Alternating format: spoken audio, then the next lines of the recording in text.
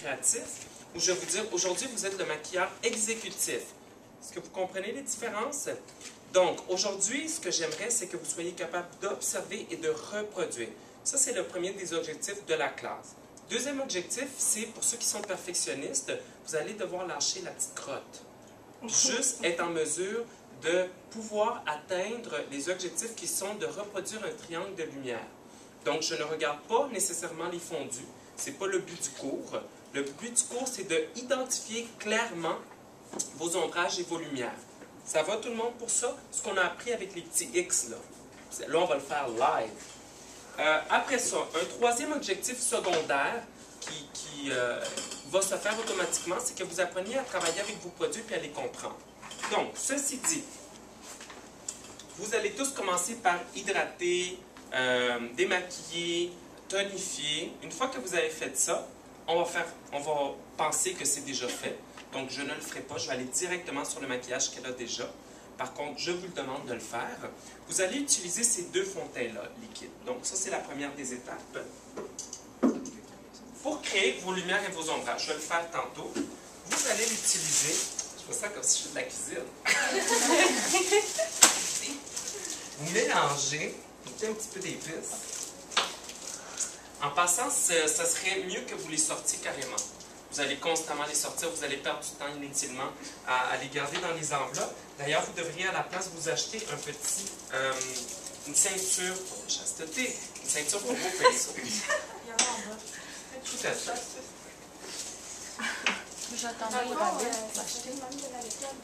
Pardon? C'est comme vous voulez. Juste qu'elle prend encore plus de temps pour les maquiller. Oui. Ça dépend de la perspective. Mais oui, si tu n'as pas envie de te démaquiller à chaque matin 2-3 fois, oui. Si ça ne te dérange pas, parce que toi, c'est important à partir le matin, c'est ton rituel, non. Donc, je vais commencer par vous expliquer les pinceaux et vous expliquer comment ça fonctionne. Non, c'est pas du tout ta faute. C'est la faute à personne pour les contrôles. Oh, je peux les revoir. OK, les filles. Voici deux pinceaux à poudre qui peuvent être utilisés aussi pour du liquide. OK? Essentiellement, c'est des pinceaux qui ont été construits pour appliquer de la poudre. Souvent, vous allez avoir un gros pinceau comme ça qui est pour le visage et le corps, c'est-à-dire décolleté, épaules, etc. Un pinceau à poil mou, comme vous pouvez le voir, il est mou le poil. Donc, ça veut dire qu'à chaque fois que le poil est mou, il en dépose moins. Ça va pour ça? Un poil, tous les pinceaux ont un surplus de poils. C'est normal qu'ils perdent des poils quand vous les lavez. Je vous explique comment les laver tantôt. Par contre, si vous faites ça, puis il y a 10 à 15 poils qui restent dans vos mains, il est défectueux. S'il y en a un ou deux, ça va. S'il y en a toujours un ou deux, puis ça augmente à 3, 4, 5, 6, 7 au courant des 2 ou 3 premières semaines, problème, vous allez le faire échanger. Est-ce que ça va pour ça? Oui, Suzanne. OK, c'est bon. Voici un autre pinceau, qui est un pinceau également pour le visage. Ce pinceau, comme vous pouvez le remarquer, il est beaucoup plus petit. Donc, logiquement, c'est pour appliquer de façon plus compacte. Vous allez voir qu'il est semi-ferme. Son poil est plus dur. Il y a plus de poils, il est plus retenu. Normalement, il sert pour le fard à joues. Okay? On va l'utiliser pour différents aspects parce qu'on en a juste deux. Un pinceau comme ça, si tu veux bien juste enlever tes lunettes, s'il vous plaît. Un pinceau comme ça peut être utilisé en forme éventail. C'est-à-dire que vous allez aller avec vos 3 doigts. Donne-moi ta main. Je me suis aussi. Je vois rien. Je sais, tu vas sentir. Tu vois-tu? OK, merci. Donc, vous pouvez y aller avec votre éventail comme ça, et à ce moment-là, vous tenez la tête et vous pouvez venir l'appliquer vos produits et avoir un poil plus ferme. Est-ce que vous comprenez ce que je veux dire? Un pinceau qui est comme ça s'utilise davantage, pas comme ça, s'utilise davantage sur le côté. Pourquoi? Parce que de même, ça fait mal à la longue, dépendamment s'il est sale. Donc, vous allez venir l'appliquer quand tu vas le sentir. Regarde en haut ici, à ta droite, merci. Ferme tes yeux. et vous glissez. Lève le visage, tourne par là, regarde en haut là-bas, merci. Ferme tes yeux, même chose, et vous glissez.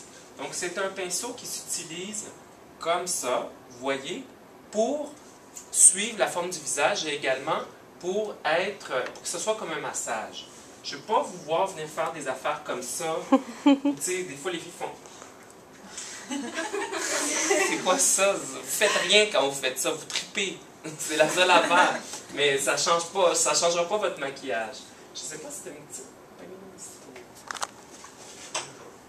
C'est bon? Donc, des affaires de même, c'est perte de temps. Puis, le temps, c'est... Quand tu prends le blush, tu le prends d'ici, non? Quand vous prenez quand vous prenez vos produits, vous pouvez y aller comme ça. Et vous allez enlever toujours le surplus. Donc, c'est une petite danse à 3. Vous faites 1, 2, 3. 1, 2, 3. C'est bon?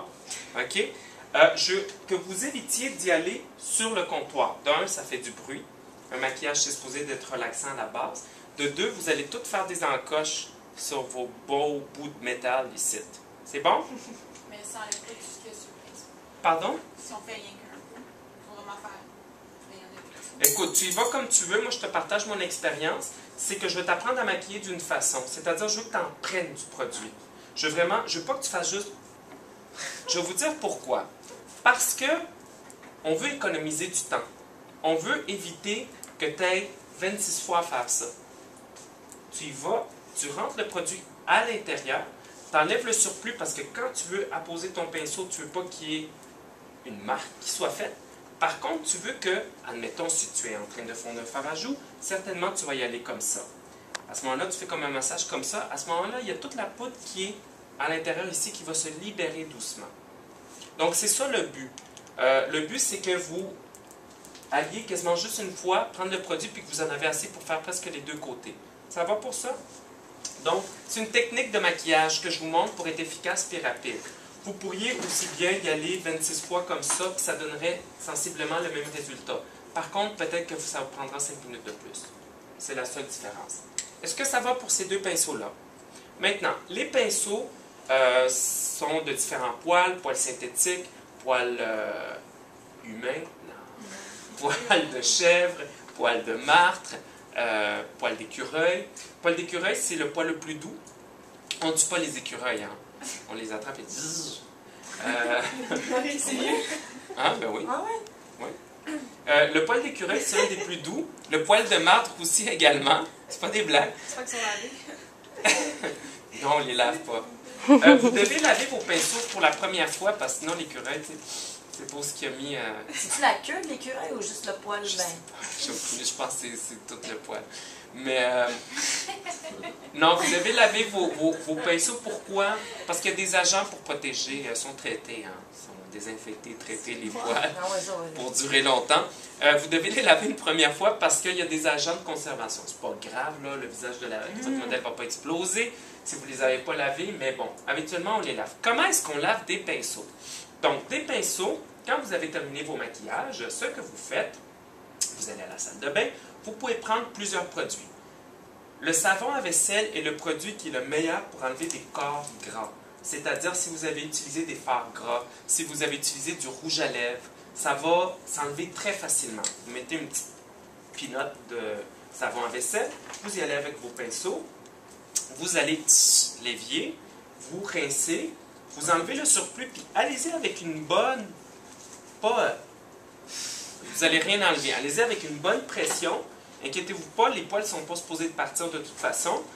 Quand vous essorez et vous y allez avec votre bonne pression, si l'eau est verte, ben, il faut le rincer plus, n'est-ce pas? Jusqu'à temps que l'eau est à peu près claire.